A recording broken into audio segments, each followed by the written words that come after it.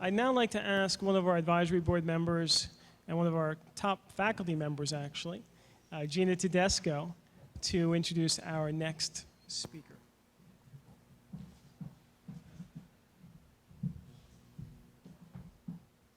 Thanks, Jim. I have the pleasure of introducing Michael Horn.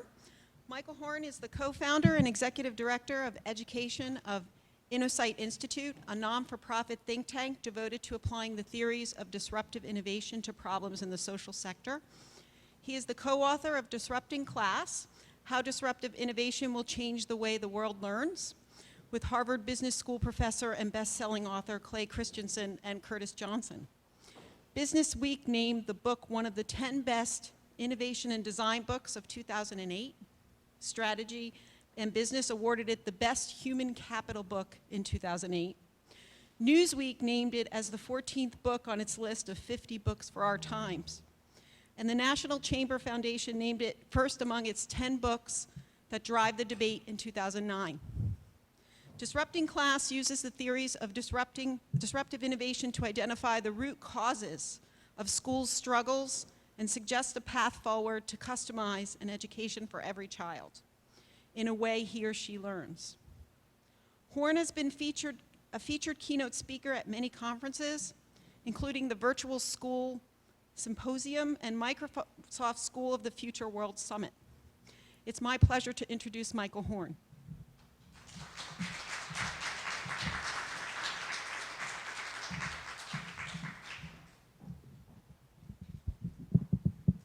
Thank you so much. It's a real privilege to be here, to be able to share a stage with David and Al, who I know had to run out. But thank you so much for this opportunity to talk to you all. What I want to do today is something a little bit different from what I would normally do in a talk.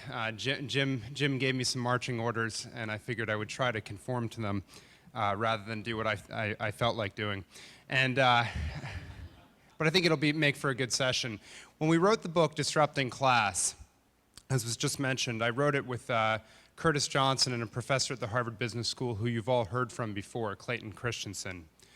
And in Professor Christensen's work, he's developed these set of theories known as the Disruptive Innovation theories, which help to explain why success is so hard to sustain for organizations and how to make innovation more predictable than it is in what is generally seen as a very chaotic, random process.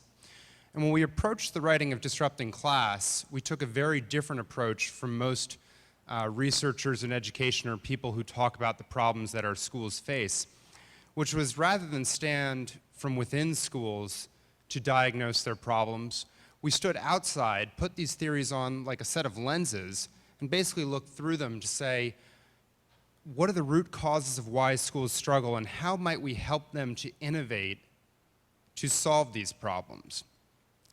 And so that's very much the approach we took to the book, which is to walk through some model from this body of theory about innovation, and then say, what is its application? What I'm going to do today is sort of a cursory overview of the core disruptive innovation theory, and then rather than do the full argument about some of the root causes of why our schools struggle, I'm going to jump to a lot of the innovations we've seen and give a bit of an overview over those innovations from the K-12 sector into higher education and into professional development, which then should be a great segue into our panel that we have afterwards. So let me dive into this first basic theory, this building block from our work on disruptive innovation. And what I've done here is plot on the y-axis performance, and it's over time. And this, in essence, represents a marketplace or a sector or a field.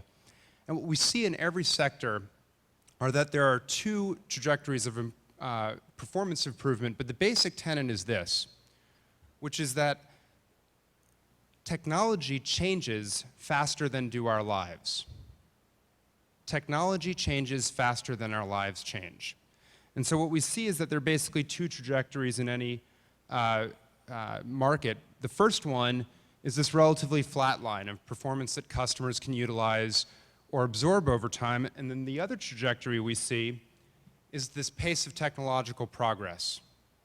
And what we see is that technologies generally start in a market or a sector is not good enough for the majority of users in a field, but quickly improve faster than do our lives change and pack in more and more performance and functions and features to the point that what was once not good enough for the majority of users actually over time overserves the majority of us and greatly outstrips our ability even to use all of the performance that a technology is able to give us. Now, for the sake of time, sometimes we call this march up this blue line, sometimes they're little year-to-year incremental improvements. Other times they're giant breakthrough leaps forward. But as long as the purpose is the same, which is to sustain that trajectory and allow the organizations in it to make better products to serve their most demanding customers and often make better profits or better revenues, we call it a sustaining innovation because it sustains that trajectory. And what we notice is that the incumbents, the leading organizations at the beginning of that field, are nearly always the leading organizations at the end of it, of that blue line. They're just so highly motivated to build better products or services in the way they're structured to build their products and services and to make more profits, that they, no matter how technologically demanding or routine, they almost always figure out a way to get it done and make that march up market and remain the leaders in the field. Now, what I've done here is push into the back plane that disruptive innovation diagram. And the products or services that tend to start out in a market or a field tend to be complicated, expensive, hard to use, very centralized and inconvenient or inaccessible. And then as a result, they can only serve a limited few people. A lot of people outside of that diagram, in essence, are unable to use the existing or leading products or services because they don't have the wealth or something like that. And occasionally we see another kind of innovation come along that solves this problem, if you will. And we call it a disruptive innovation. Now, candidly, and I say this with a little trepidation because one of my, when I was at Innosight Consulting, one of my former colleagues, Steve Wunker, is here. Disruptive innovation is a horrible name for this phenomenon. Okay, he agrees. It's too late. So, and why is it a horrible name? Well, because it implies a lot of other things in the English language. Some of them good, some of them bad, but they have a lot of mental models. One of the things it implies is that giant breakthrough leap forward that I was talking about, but we don't mean a giant breakthrough innovation when we use the word disruptive innovation. Instead, we mean something that disrupts that trajectory, that blue line, as it exists in that back plane, and brings to the market something that's actually not as good, as judged by the historical measures of performance, as the leading product or service of the time. It's not as good. And as a result, it can't take root in that old back plane of competition, but disruptive innovations bring new value propositions. Things around affordability, simplicity, convenience, accessibility.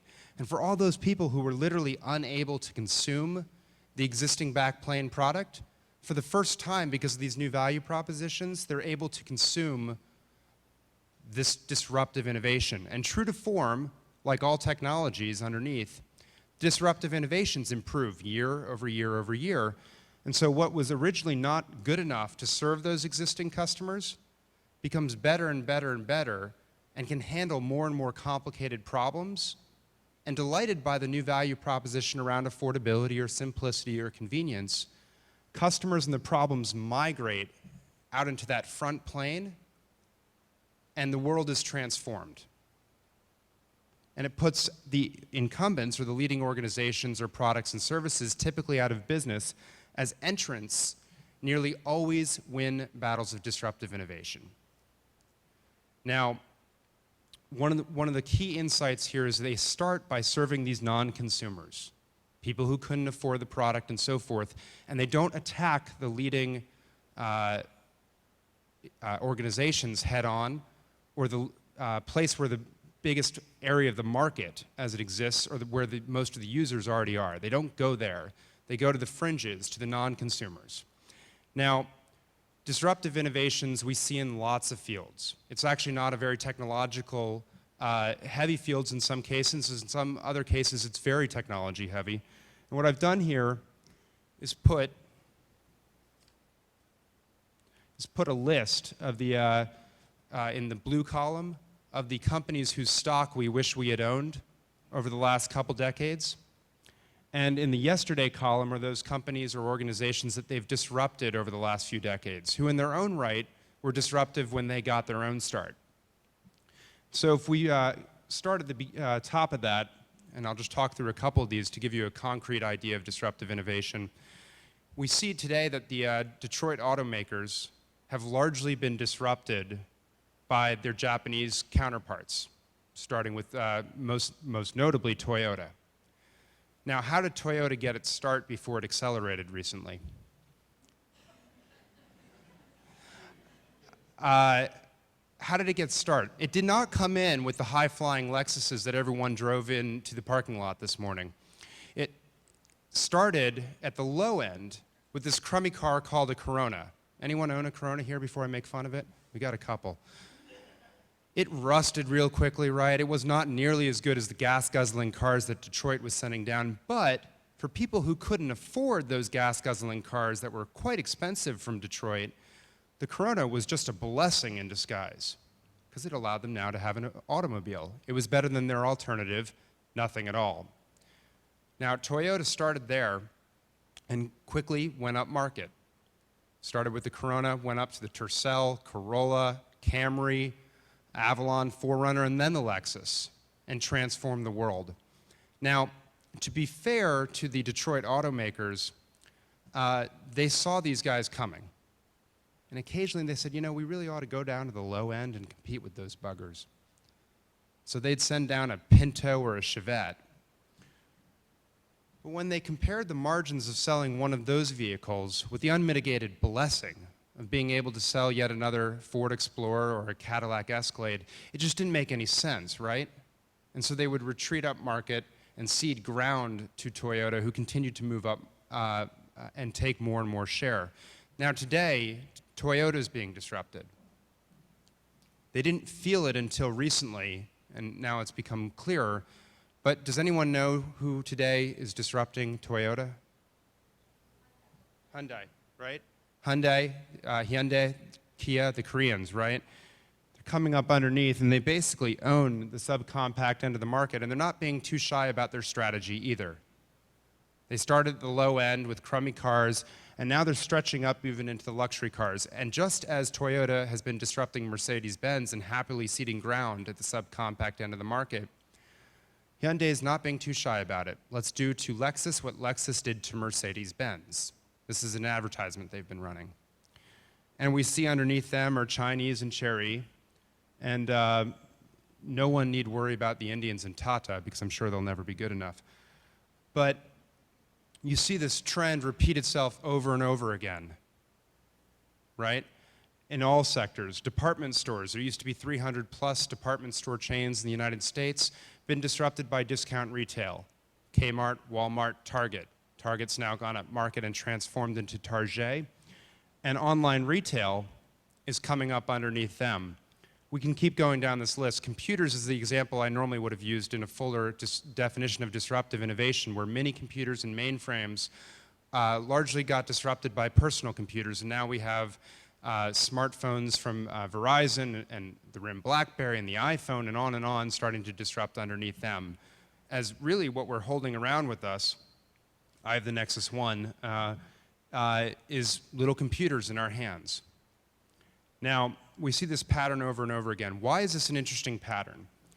Well, disruption has been this historical mechanism for transformation, not just in for-profit sectors, but in lots of other sectors, not-for-profit, governmental, and the like. And if we want to see transformation in our education system, disruption can be a key way to have that process or accelerate that process and actually make it happen. We've had reform efforts for decades. There's a great book called Tinkering Toward Utopia that I'd recommend highly It's actually one of my favorite books about education out there that talks about all the newfangled reform efforts and the layering on top and over, but we don't see fundamental transformation. And the theory of disruption goes a long way toward explaining that, but in a soundbite, what I'll say is that our system was basically built as a factory model system to treat every student within cohorts in the same way. We teach the same thing in the same way on the same day. We have pacing guides and all the rest and standardized tests at the end. The John Taylor Gatto book is quite eloquent on this point, I suspect, judging from his past writings. And this monolithic system would be fine if all students learned in the exact same way or had the same passions and interests and motivations. But as we all know from our own experience, that just isn't the case. We're all turned on by different things. We have different interests. Different things spark us to explore a subject. We learn in very different ways. If you have two kids, just look at them playing on the ground and you'll see that this is the case.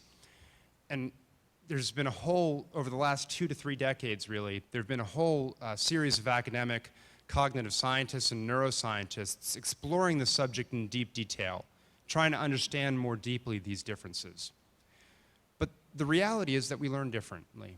And if we learn differently, wouldn't you expect, if we want to educate every child for the 21st century, to go into a knowledge economy that requires us not just to be a line worker in a factory, but actually to do things, to manipulate, to make things, a lot of what you were talking about earlier, David.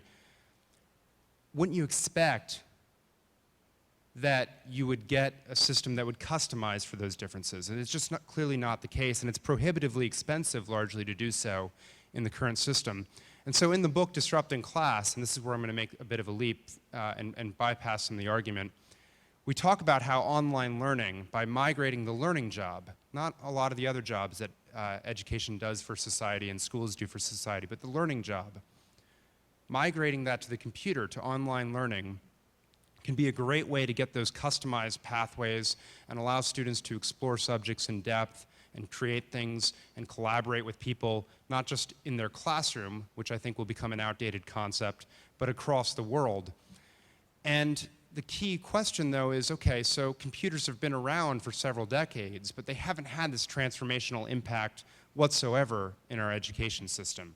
They're used just sort of as another layer on top of the education system to sustain what we already do, but not fundamentally transform the process of learning. And something else you won't hear me talk about as much as teaching or instruction, but actually learning. And the reason is because we've crammed them into the existing model rather than look to deploy them disruptively, which is by targeting them in a new model to compete against these areas of non-consumption, which brings up a really interesting puzzle, which is in a schooling system in the United States with compulsory education, where would these pockets of non-consumption be? And it's a big puzzle, and in the book we come up with about 4 or 5 different answers for it. Being out on the road over the last couple years since the book has come out has given us a much bigger list of areas of non-consumption, both in the US and beyond. And so what I've done is put these prime examples of non-consumption, and the answer is there are a lot of areas of non-consumption.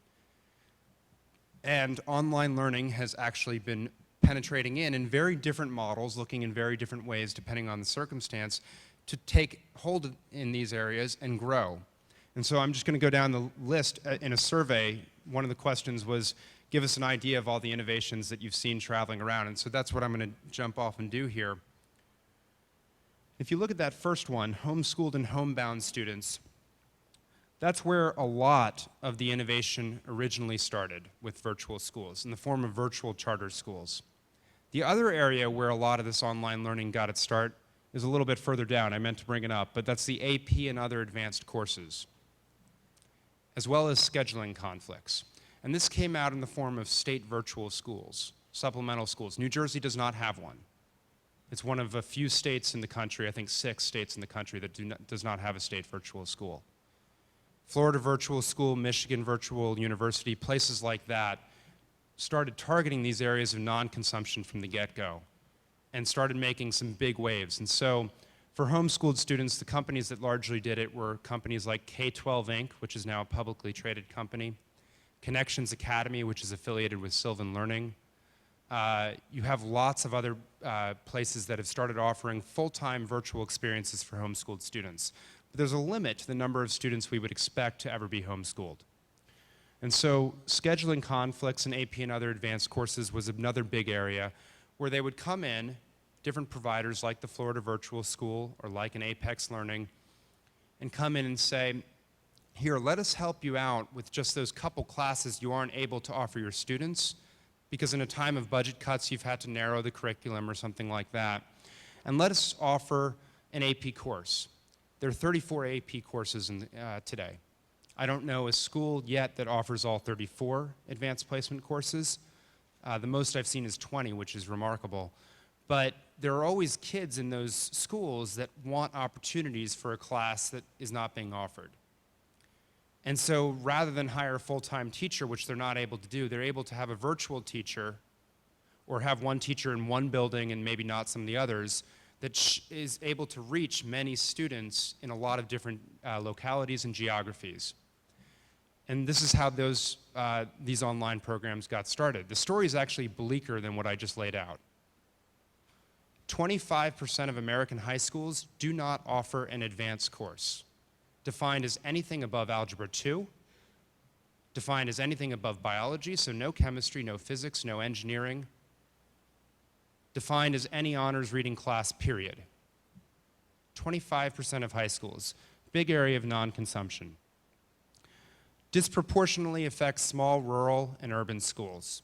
This was first a rural phenomenon because they were really resource constrained, could not get highly qualified teachers to actually work with students. It was a great way for them to solve a problem, and it's increasingly gone into urban schools now. So originally a lot of people said, well, this is just for motivated students. Less and less the case. Online learning has become a lot more robust and included multiple pathways to allow students to learn in the ways that they would want to. And it's really starting to tackle in on the area of credit recovery and dropouts. Credit recovery is any instance when a student fails a course and has no recourse to make it up. Fails a course and just moves on in most urban districts. And where there's no opportunity for them to make it up, it's a big area of non-consumption. Real big problem in the urban school districts because it means the students don't get the learning that they need for future opportunities, but also that they don't have the credits that they need to graduate, and it feeds the dropout recovery problem. Dropouts are another big area. I believe you guys support communities and schools, right? Communities and Schools is a really great organization that's come in and said, you know, the fundamental problem in our schools really isn't the learning per se. It's all the other supports around it that creates, that kids need to graduate, from social help to health to what they eat, to social problems that they might have. And so we need caseworkers and things like that. And so their theory of action basically is if we commoditize to some extent the learning job by using online learning, we can then have the budget to put all these supports around for students in our schools. And by the way, we'll set up these alternative schools in places like shopping malls because dropout students aren't going to go back to conventional schools because of all the things it implies. And so forth, and we'll set up schools there where they can come in when they need help.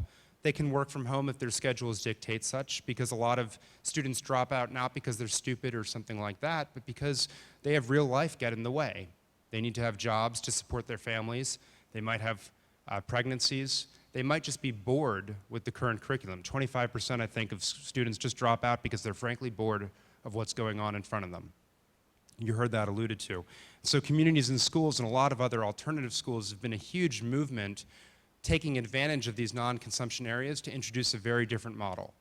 The think tank where I work, Innosight Institute, just published a fascinating case study about one of these in Wichita, Kansas, that really profiles how it got set up and what it looks like for students on the ground, such that you can see what this sort of means for individuals.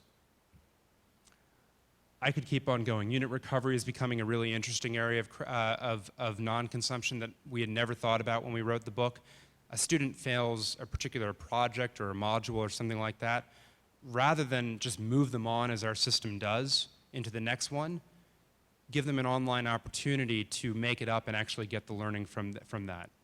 Disaster preparedness has become a big area of discussion, particularly with the current administration, given the H1N1 flu that's gone around and actually caused schools to shut down, and therefore learning for many kids to shut down as well. No need for this to be the case. Continuity of learning through online means that students can continue to learn, and so we've seen a lot of that start to trickle up. The place where it's most been done is in Singapore. Singapore got hit with SARS several years ago and basically said that's not going to happen again, where we have to shut down schools. And they have an entire week every year where students do not go to schools, but they continue to learn online to prepare for in case disaster strikes. Tutoring, really interesting area, right? 20% of students get the tutoring that they need, which means 80% of students don't have the wealth or time or something like that to get access to a one-on-one tutor to help them. Big area of non-consumption where I really don't think we've seen something actually attack it effectively yet, but there are a lot of startup organizations and a lot of different places and a lot of after-school programs bubbling around trying to figure out how do we get this in a sustainable way. Professional development, you heard that very loudly and clearly this morning, that teachers themselves do not have the time to actually engage with what they need to work on to help their children, help their students. Right now, professional development takes, ironically, a bit of the form this is right now, where one person drones on in the front of a lecture hall as teachers stand in the back, or excuse me, sit in the back, sometimes with their backs to the, that was a great story. But generally, they don't actually do it so overtly. They just grade homework while this goes on, because the professional development that's being offered isn't particularly relevant to the problem that they have in their classroom or with a certain student at that moment. But with online and through such tools as Thinkfinity, we can give just-in-time professional development to the problem at hand when it's convenient for the teacher, even if it's after hours. What else do we have there? I'm not going to run down the entire thing. You see a lot of this. Teacher absenteeism has gotten a lot of attention in New Jersey recently, in Newark in particular, big area. Actually, let me just single out the dropouts one more time for New Jersey, because 19,600 students did not graduate from New Jersey high schools last year. 19,600 students, big area of non-consumption. This isn't a small thing. Ironically, a lot of the pressures we're feeling right now with looming budget shortages and teacher shortages are actually, if we shift our perspective in education and see this not as a threat, we can actually see it as an opportunity to start transitioning the model, because it's going to increase a lot of these areas of non-consumption and make us figure out ways to do more with less. And it's going to become an imperative. It's a big mindset shift from threat to opportunity, but I think it's just the reality we're going to be living with. And the funding cliff that the stimulus largely paved over the last year is going to be pretty dramatic and traumatic for many people in the next year or two. Now, the question quickly is this actually happening? I'm going to spare you some of the math behind it and just say, whenever we see a disruptive innovation, it follows an S-curve pattern.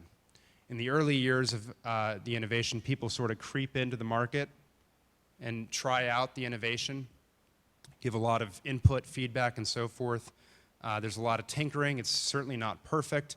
At some point, the organizations offering the disruptive innovation start to figure out the jobs that the people are really trying to get done, and the world flips and rapidly adopts the new innovation, and then it levels off at the top. The problem with this model has been, how do you know if an S-curve is developing? And it turns out that there's a way, by plotting the percent of the new over the percent of old on a logarithmic axis. If an S-curve is indeed developing, when the market's just 1, 2, 3, 4%, the mathematics flattens out that S-curve so that the dots will appear on a straight line, and you can actually forecast when it'll hit 25, 50% within a couple years either way, and you can see if an S-curve is in fact developing. It turns out that in online learning, this is actually developing. The market is about 1, 2% right now, and this is actually a high school glimpse where 70% of the online learning is occurring. because there are fewer pathways where this would make sense or in elementary school. But enrollments are up from about 50,000 in the year 2000 to over 1 million in 2008, well over 1 million. Most estimates have it around 2 million now. And it's rapidly gaining share, well over 30% a year right now. And by 2019, we forecast 50% of all high school courses will be delivered online.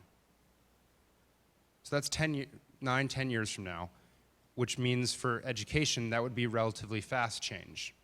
In any other sector, it would not be terribly fast. But we actually see a lot of change coming right now. This is an example of Florida Virtual School, which I've highlighted a couple times. It's a state-based supplemental virtual school, until recently did not offer diplomas itself. Started out in 1997. You can see I've plotted it not in a logarithmic way, that the S-curve is very clearly started to develop, as it's last year in the 08-09 school year, served over 150,000 enrollments. And it's now touching the lives today of over 100,000 kids. So really interesting changes going along. Now, online learning at this point, when it started out, was pretty drill and kill, not very interesting stuff. But it's predictably improving, as you would expect. And I think the big challenge right now in front of all of us and in front of educators and people supporting education and so forth is to push it to become much more student-centric. That has a lot of policy implications that I'm not going to talk about so much here. But I just want to focus a little bit on the optimistic side and talk about some of the ways that it is improving. The first way is that online learning originally connoted a distance learning phenomenon. It's increasingly less the case. The biggest growth in online learning is in blended or hybrid environments, bricks and clicks places. And so you've seen online learning places start to snap in these different models to be, again, I shy away from the word classroom because I think that's limiting of our imagination, but to snap into environments where they can actually serve children, because the reality is most kids are going to need a place to learn. Human interaction is pretty important to them. They want to have fun with their friends. And there's a custodial job that education does for society and for parents that's important. So I suspect that we're going to see, for over 90% of kids, they're going to need a place for this to happen. The second area of improvement is in the communication and through the software. So I've put up the name of a company there called Illuminate, which is an organization that supports a lot of the online learning. But basically what this means is that the communication vehicles between students and students and students and their teachers are improving quite a bit. Video chat is getting better, different chat mechanisms. With touchscreens and the like, you might be able to feel a lot more over time. And it's becoming more and more real and personal every day. Even today, Illuminate is fairly clunky, but it's improving quite a bit from where it was just a few years ago. The third area that you're seeing a lot of improvement in is the content itself. As I alluded to, the first online learning tended to be PowerPoints that you would click through and answer a few multiple choice questions and move on. You heard it earlier, Jim was talking about how here that you've developed video games to do learning and so forth. This is the example Conspiracy Code, which is a video game that Florida Virtual School developed to offer an American history class for its students. Doesn't make sense for everyone because we learn differently, but for a lot of students, they've been delighted to learn American history through a game. The way it works is that you run 10 missions as a couple different characters to save American history from being corrupted. You might joke that it's too late, but nevertheless, they're getting this experience in a very rich simulation environment, and by doing it as a full course and targeting areas of non-consumption, it's gotten some traction right off the bat. You're also starting to see a lot of the beginnings, I would say, of sort of a mass customization approach to this, where we're allowing teachers and students and parents to create content for free, and systems come up that actually help students find different pathways through a course or a body of material in the way that makes sense for them. They can drill when it makes sense, they can create things when that makes sense, and so forth. And we're seeing just the beginnings, the very beginnings of innovation in that sector. Now, really quickly, there's another way to look at disruptive innovation, which is through these concentric rings, and it's going to be a way for me to migrate into a higher education piece here, where a lot more disruption actually has been happening than in K-12. In the beginning of any industry, before there's really a technology that centralizes the knowledge, people just do whatever they're trying to do on the fringes. So in computing, you used to whip out a slide rule, right, whenever you wanted to do some calculations, and you could just do it anywhere. It was relatively decentralized. The advent of the mainframe computer and pushed by IBM centralized computing to the point where if you wanted to do computing in the ways that were being done, you had to get someone to run a task for you in a mainframe computing center with a series of punch cards and the like, and they would do the calculations for you. Most people no longer had access to it.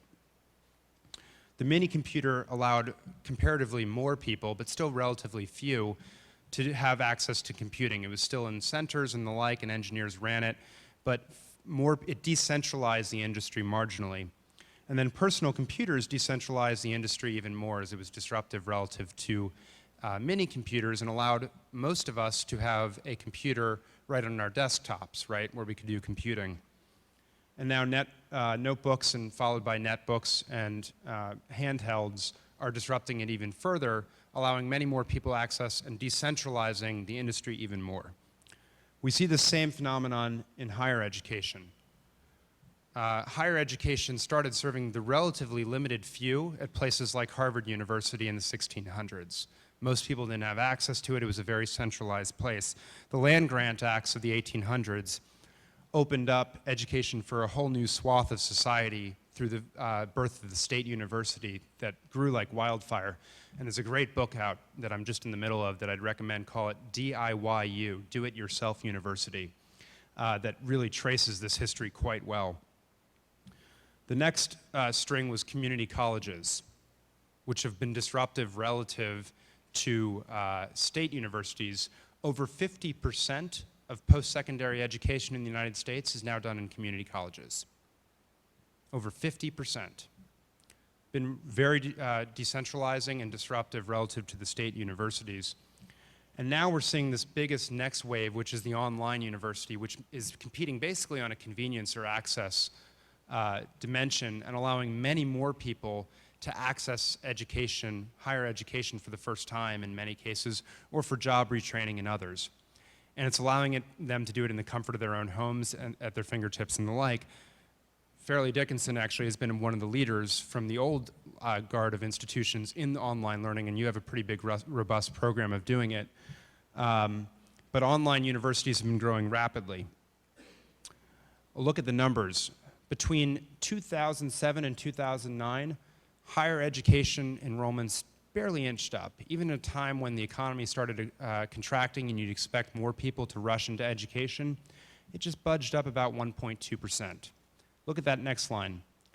Online higher education enrollments increased 17%. A lot of growth. Most people think the industry in online is now growing about 19% or so, 20%. Today, 9% of physicians, so this is broader than just higher education. This is where I'm going to leave it and jump off, but because we see this transformation happening in a lot of areas. Today, 9% of physicians receive their continuing medical education online. A new study just came out a couple weeks ago that's created some waves by John Harris, in which he projects that by 2016, using the methodology of the S-curve that I just talked, about 50% of continuing medical education will be online. So it's changing that field quite radically with some very interesting implications for hospitals and the like, as it's allowing them to do it for a lot less money, reduce costs, and a lot more conveniently for those that need these continuing medical education credentials and so forth. We're also seeing it in professional development very clearly. I alluded earlier to the professional development opportunity for teachers. It's relatively behind professional development in corporate America and other places like that. In 2006, the best estimate for which I've seen numbers for, 40% of all professional development in corporations occurred online. 40%. You're going to hear a lot more about this, I suspect, next. But there's a big sea change in the way that's done, and it's starting to seep into higher education now too. One of the really interesting online universities is this place called Western Governors University, which operates according to a competency model, not a time-based model or semester-based model. You pass when you actually pass and you know the material.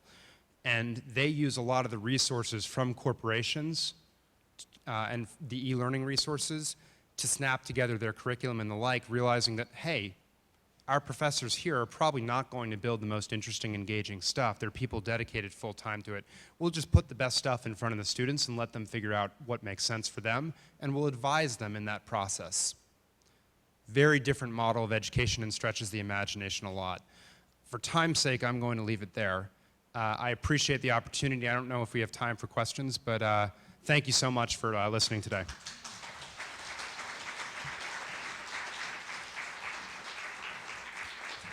Yeah, let's take a few quick ones and quick answers. Mike, very interesting. As I predicted it was going to be. I love the book, Disrupting Class. You point out that the main reasons that disruptive technologies take hold is because of it's less expensive or more convenient. And for higher education, and I want to specifically speak to science education, it might be more because it's amenable, it's more student-centered. Yep. And that's because I've had the experience of teaching biochemistry online versus face-to-face. Who is a research scientist? What is their personality? I know that a student is in my class face-to-face because I can see them at the back of the class. And they're clearly saying to me, don't you dare call on me, I'm doing my own thing here. But in an online environment, how do you know if a student is in your class? They have to interact. They have to interact with me, but also with the students, their colleagues. This is a really interesting point, yeah. And I found that it was unbelievable that they would start arguing about, how many water molecules could bind to such and such biomolecule, and it was a very dynamic conversation, and it was just really So let me jump off. Let me jump off that point, which is there's a lot of things I glossed over in my talk just there, but one of them is what you just hit on, which is that teachers actually report that they get to know their students far better in an online environment than in a face-to-face one. Clay Christensen actually quipped in U.S. News and World Report about a year ago that any student sitting beyond the 10th row in a lecture class in college is already distance learning. And I think there's a lot of truth to that, and the reality is thinking of online as distance education is the wrong way to think about it. It's actually connecting people in really rich human interaction. Some of the really interesting versions of hybrid classes have been ones in which the majority of the learning is done online, and then there's a couple sessions in person toward the end or something like that, or you go together. And people are shocked by, because we all form mental models of what the student who contributes in a certain way looks like, and then they're blown away when they meet them in person, right? Because it's totally not what they expected, and it brings down a lot of stereotypes and barriers around that. But it also allows a lot of people who aren't incredibly comfortable in participating in a certain environment to become much more engaged, and the teacher to constantly know all of those interactions and be monitoring those in a really rich and robust way that changes not just science education, but everything. Your point is well taken with science education, though, and another thing it allows is in high school, students can, I mean, Bunsen burners is not how science is done anymore, but that's what science is done in high school traditionally with labs.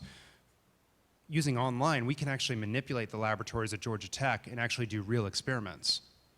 That's really exciting because they can actually be on the cutting edge of practice as science is practice after they've mastered some core techniques and so forth.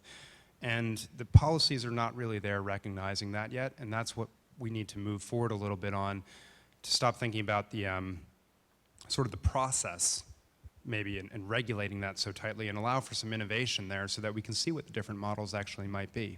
So I think that's a really crucial point, everything you just said. Yeah, oh, sorry. Yeah, I've been a big fan of Clay, and I've listened to him a couple of times. I've read a lot of his, and I love the theory. The place where I need a little bit more information happens to be the place where we work, our organization works in. Who are you with? I have my own management consulting firm, and a lot of it is around change management and implementation of strategy. It's around when you're working with an organization that used to be an early adopter is now sort of like a Sony or a Toyota or whatever. What are you trying to actually make them aware of what they went through and prevent the next person from actually taking their space? Yeah. We're working with a Korean electronic firm right now that is going to surpass Sony in plasma and HD right now. Yeah, yeah. And so just what's the evidence-based stuff that you guys are doing? What is it that you're trying with highly, egocentrical and sort of resistant senior management types? Yeah, Get them so to see the light. But I think I actually think this is one of the continues to be one of the biggest challenges, which is when you talk to the leader of an organization that might be in the place that they could be disrupted, they can get it, they can understand the patterns and so forth, but viscerally, sort of, what do I do tomorrow, and how do I get out of the paralysis of the patterns and the processes that are set up in my organization, are extremely challenging, and they'll often grab onto one thing that feels really cool and edgy, and they'll call it disruptive, even though it's not actually so. And so I think it continues to be one of the biggest challenges. I really do think, though, that stepping outside and telling a story outside of the field, and then showing another one inside is powerful, because it allows you to remove yourself a little bit. And the evidence is extraordinarily clear across sector after sector after sector. And giving those analogies, and then you get the yeah, but ours is different. And then trying to find something that's closer to that and edging in, I think, tends to be a very, one way that really helps. Where I spend most of my time, over 90% of my time, is with educators and in education. The idea that they haven't changed much and need to change is less of a hurdle for many of them, because they see that, I mean, in many ways, our school system is this huge success story of extending access and universal access to millions and millions of children across the country before any other country did so. The inconvenient thing, and great thing, but inconvenient, is that what we need our students to be able to do and our expectations of them have radically changed. The world's changed a lot. They're just not going into a factory model world anymore. And showing that and saying, our school system does really, really well what it was built to do. It's not really built to do some of these new jobs that we're asking of it. That's another light bulb that I think really helps people see, because it's this counterintuitive idea, but sort of obvious one, that organizations, again, are built to do something well, but not built to do everything well. And so I think walking through that process is something that's very helpful. Hi, I'm Don Doan with Connect Yard, and just had a quick question. We actually provide it's a social media communications platform primarily for higher ed, but Florida Virtual Schools that you had mentioned, they actually approached us, and they were looking to ways to leverage Facebook, Twitter, to help improve students' basically their connections online. And so I was just curious, what sort of impact do you see social media, mobile technology, having on the educational model? That's a great question, and Jim was just telling me about you guys. So that intersection, I think, is going to be a big part of this, because learning is still social. We know that relationships matter with learning. So having those places where people can collaborate, and not just in a classroom, but across geographies, work with someone in India to China to, even we're in New Jersey right now, so we'll say Utah. Those are really important things to bring down barriers in a global society and so forth. So I think they're going to be huge. They're going to be a big part of intrinsically motivating students to make it actually more student-centric. It's where students are living right now. I don't think we're going to accomplish it by cramming it into the classroom and trying to convince them that they should really think of themselves as two classrooms. It's really these disruptive players like a Florida Virtual School that, for them, they actually need this to get done what they're trying to do and improve. And so it makes a lot of sense in their side of their processes. It makes less sense to organizations that aren't structured. It looks like an add-on and just another nuisance to other organizations. So I think that's one of the things you're going to see. Quickly address mobile learning, because you brought that up. Becoming more and more of a hot topic. One of the big areas of non-consumption I put was developing countries. I put that up there for a reason, because if you notice where mobile payments have taken off, it's not in the United States, right? It's in developing countries where they just leapfrogged landline phones and the like, and they don't have credit cards and stuff. And mobile payments has been a great way for them to accomplish their job, and they didn't need to go through our stages. Because they didn't have an installed base, they could make that decision to leapfrog us. That's an exciting thing for humanity, I think, when you look at schooling, because there are vast areas of non-consumption, much bigger in developing countries than there are in the US. Tons of places where students don't get any education whatsoever. So from a US-centric perspective, it's a little scary. Because it means we're probably going to get leapfrogged in some interesting ways. But there's the opportunity. I think mobile learning will make a big impact first in developing countries where it makes a lot more sense than having full laptop or computer stations. But I think you're going to start seeing mobile learning make sense in the US because it's going to be the affordable device that every student has, and will change some of our assumptions. It won't be the right form factor for every sort of learning experience.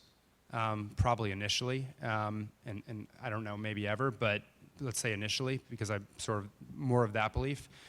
But I think early on it can be a big part of it, and you're seeing some interesting experiments in rural areas where the school bus commute right now is an hour and a half each way. Give them a mobile phone, and the idea of discipline and classroom management, or school bus management as it were, has gone away as students just go nuts doing their work or learning or watching YouTube videos or whatever it might be. And sometimes it's not the most productive thing, but it's a heck of a lot better than what they were doing before. And so I think there's some interesting opportunities in those areas for mobile learning. So thank you very much. Thank you very much, Michael.